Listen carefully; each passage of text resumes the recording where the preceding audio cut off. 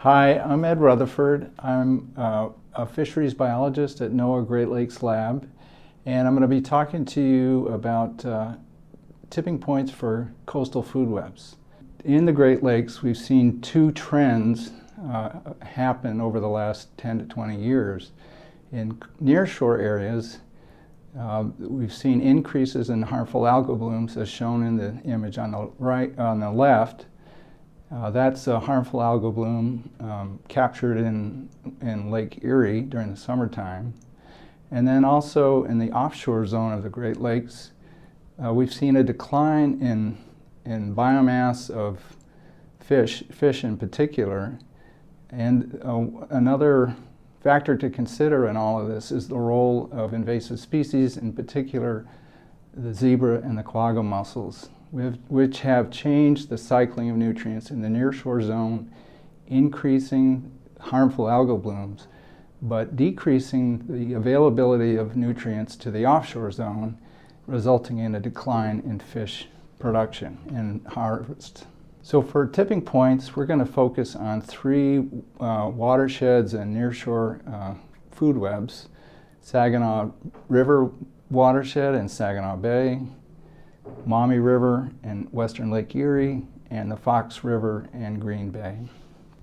And the tool that we're going to use to translate the changes in nutrient loads coming off the watershed and how they affect the coastal food webs is a well-known food web model developed by scientists at University of British Columbia to look at nutrient and fisheries harvest impacts on food webs. It's called the EcoPath with EcoSim model, and we've adopted it for use in the Great Lakes. The driving force in this model is the amount of nutrients coming into the food web. And as you can see here, this is a snapshot of a food web and the model works in two ways.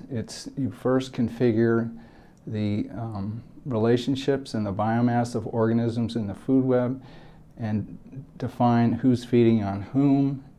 And then once you've set that, you can run the model forward in time and look at the various scenarios of increased or decreased nutrients or increased or decreased fisheries pressure. So we developed a model, and an example I'll talk about today is for Saginaw Bay. And it's a model that my colleagues Yu-Jun Kao, Sarah Adlerstein, and I worked on, published in 2014. We calibrated the model for an earlier time period in Saginaw Bay, the late 1980s, early 1990s, and ran it forward in time up near to the present, to 2009. And then we ran a number of scenarios of various nutrient loads coming from the Saginaw River watershed to see how the food web would respond to changes in nutrients. And here's the types of results that we get out from such a model. And shown are four taxa of interest to stakeholders. Cyanobacteria, shown in the dotted blue line, is a blue-green algae known to cause harmful algal blooms. The red line is adult walleye biomass. The green line is Cladophora, which is responsible for much of the muck that washes up on beaches in Saginaw Bay. And the dashed green line is adult yellow perch. The red arrow indicates the current level of nutrient loads in Saginaw Bay as best as can be estimated. So notice that different taxa in the food web respond differently to increases in nutrient loads. You can see that walleye and cyanobacteria, or the blue-greens, that cause harmful algal blooms keep increasing in biomass as we increase nutrient loads, whereas yellow perch and Cladophora pretty much reach a peak at the current level of nutrient loads coming into the bay. And this has implications for management. If we decide to reduce or increase the nutrient loads, we will sacrifice biomass of yellow perch at the expense of increasing both harmful algal blooms and walleye biomass. So that's an example for Saginaw Bay. We know that in western Lake Erie, we have serious harmful algal blooms, and on the left you can see a satellite image of an enormous harmful algal bloom during the summer of, I believe, 2011. And when the algae bloom and are dispersed throughout the lake, they end up settling in the central basin of Lake Erie and sink and cause hypoxia, or low oxygen conditions at the bottom of the water column. And this forces a change in the distribution of organisms in the food web, as shown in this slide.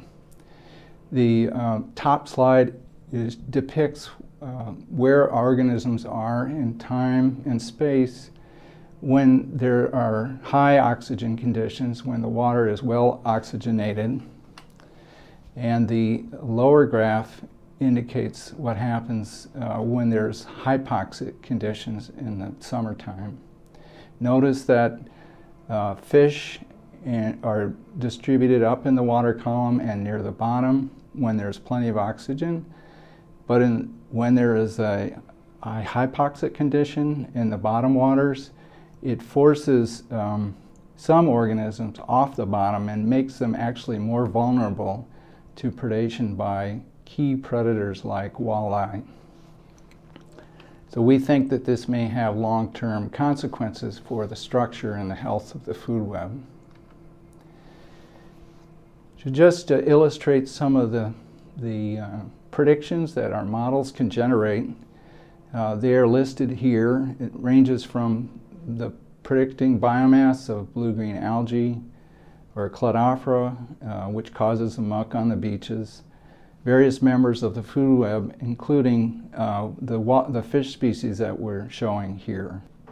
The information gained from this exercise is useful for improving water quality, especially in the coastal zone, because it allows the stakeholder to understand how much nutrients is coming down and entering the coastal zone food web and stimulating the growth of harmful algal blooms, blue-green algae in particular, and also the growth of nuisance macrophytes, which are plants like Cladophora that grow in the shallow nearshore zones, die and end up as muck on the beaches, reducing property values.